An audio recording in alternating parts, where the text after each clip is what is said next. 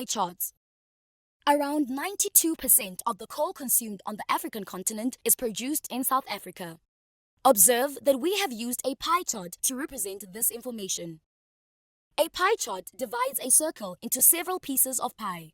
If the data can be converted to percentages that add up to 100%, we can use a pie chart to represent the data. Gugu recorded her water use on a Sunday at home.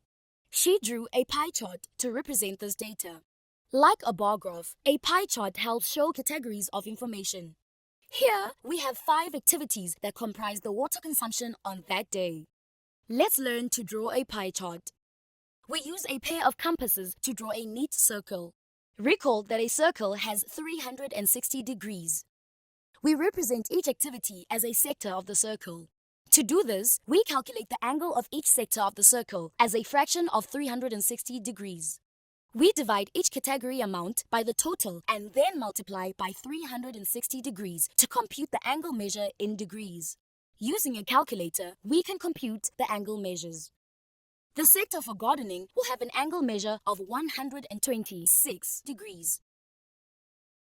The sector for bath or shower will measure 72 degrees. The sector for laundry will measure 36 degrees. The sector for toilet will measure 108 degrees. The last sector will measure 18 degrees.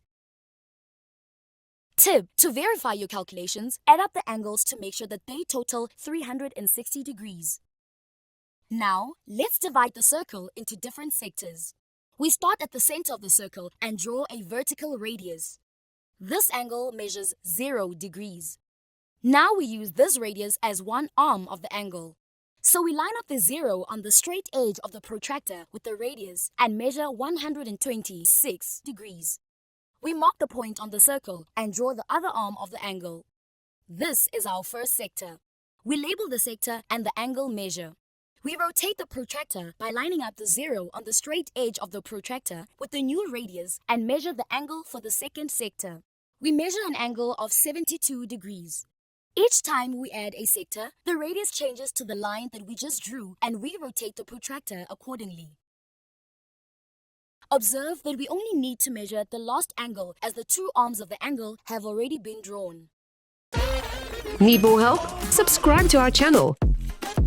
Can't wait that long? Ask Masky to help you and let the math finally start mathing.